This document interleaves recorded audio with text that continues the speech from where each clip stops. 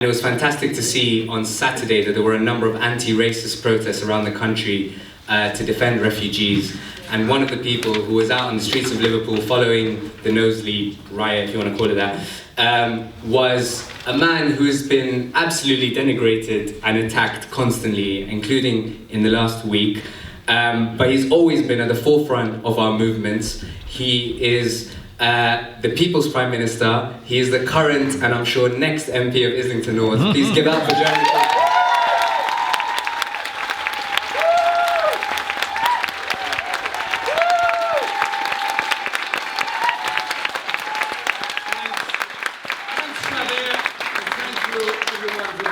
Tonight, because this hall has held many very important meetings from which great campaigns have grown, and welcoming Chris here tonight is, I think, very important and very significant, because we're changing the dial on trade union representation and trade union membership. We're going beyond the idea that trade union membership is manufacturing industry or publicly owned services. It is about giving trade union membership hope and opportunities to people throughout the country, particularly in the marginal areas and the gig economy and all that. And I've got so much admiration for Chris and the huge battle that they've fought to try and get union membership in the USA against almost impossible odds at times. Brother, you are very, very welcome here.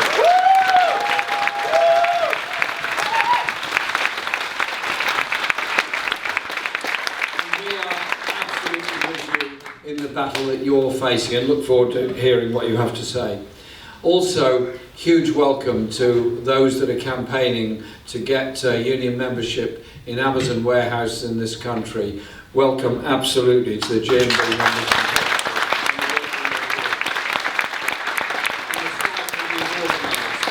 And when you look at the industries in this country of warehousing and distribution, and you look at the working conditions there, I drew a parallel one time between Sport Direct warehouse at Ollerton in Nottinghamshire, which replaced the colliery that closed. Before the colliery closed, thousands of miners worked there. Yes, difficult conditions. Yes, dangerous conditions, but relatively well paid, secure jobs, very strong union organisation, and a joint obsession with health and safety between both the management and the union at those collieries, certainly in the latter days of the National Coal Board.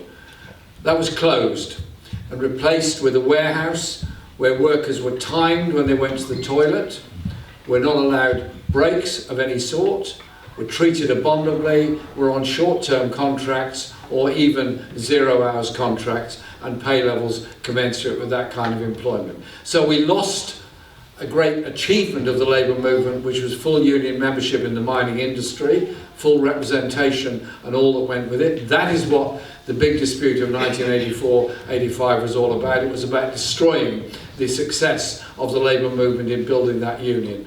And so, as Tony Benn used to say, you've got to fight the same bloody struggle over and over and over again. So when the miners fought for union membership, when so many in the many other places fought for union membership in the past, we're doing that now in the gig economy, in Amazon, and in the retail areas as well.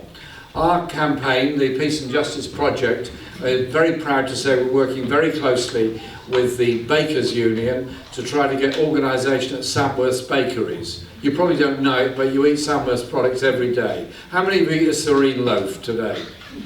Well, nobody. No wonder the company's in a mess. But look carefully and you'll find an awful lot of products are made by Samworth's. And Artin Giles over there, where are you, Artin? Wave please, yeah, wave, there you are. Artin is organising that with us, with the Bakers Union, and we're mounting a membership campaign for workers in Leicester, Melton Mowbray, Manchester and in Cornwall. It's a very big bakery chain.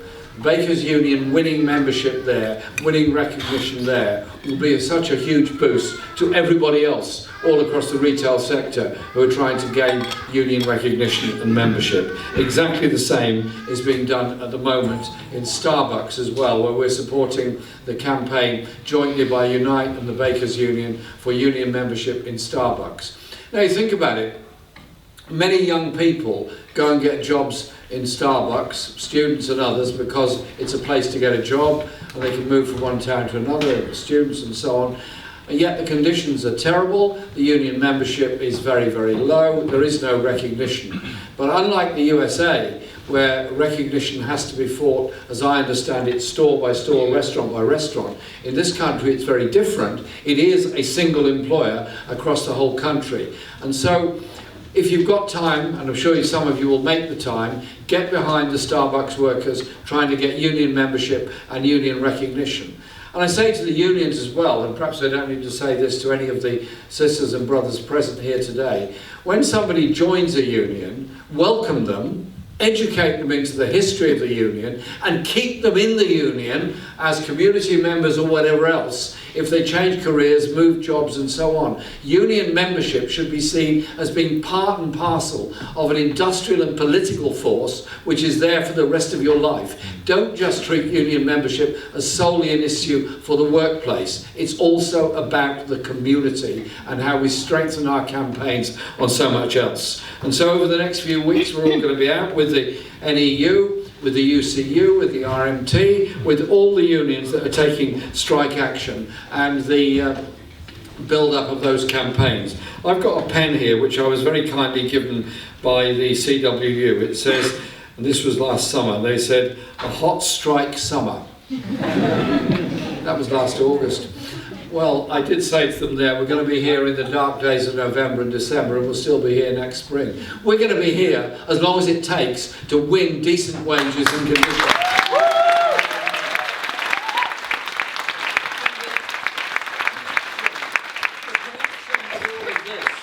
Is also college lecturers and university lecturers.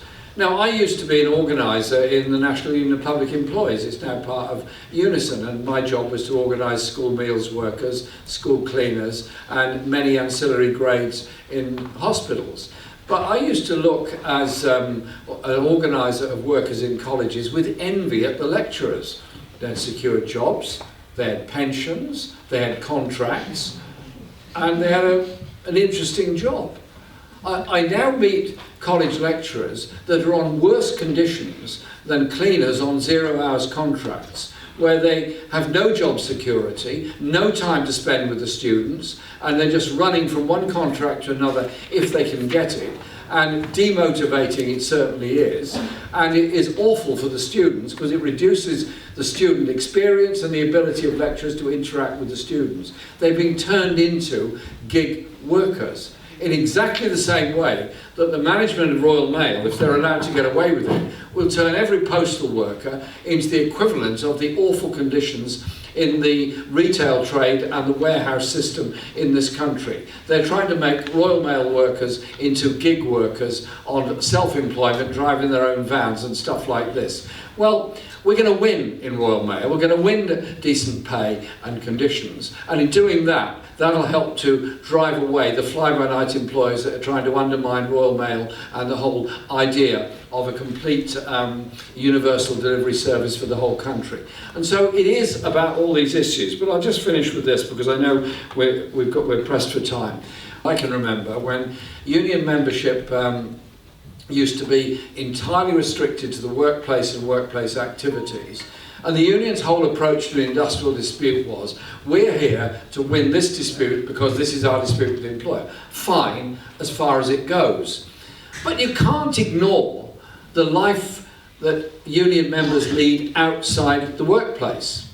Young workers in London being told they've got to spend £2,000 a month on a private sector rented flat, more than many of them earn in a month. Therefore, they end up 3, 4, 5 people sharing flats and so on.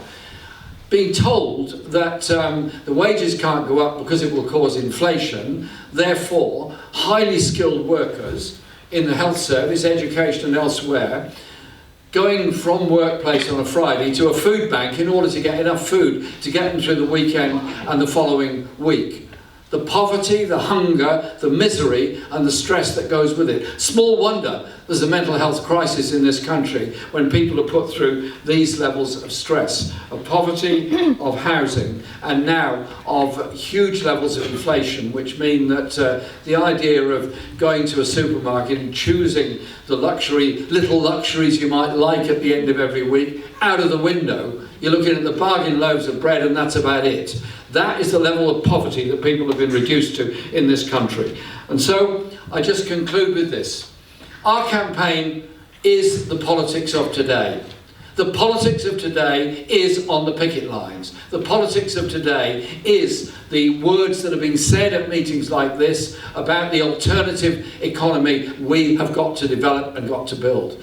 But we've also got to be inspirational to young people who have not necessarily joined unions in huge numbers because they don't work in organised and unionised places.